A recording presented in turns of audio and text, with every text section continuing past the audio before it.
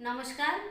আজ আমার হাজব্যান্ডের হ্যাপি বার্থডে, তো তার জন্যে আমি একটা ঠাকুরের গান গাইতে চলেছি, যেটা কিনা ওকে আমি ডেডিকেট করে গাইছি।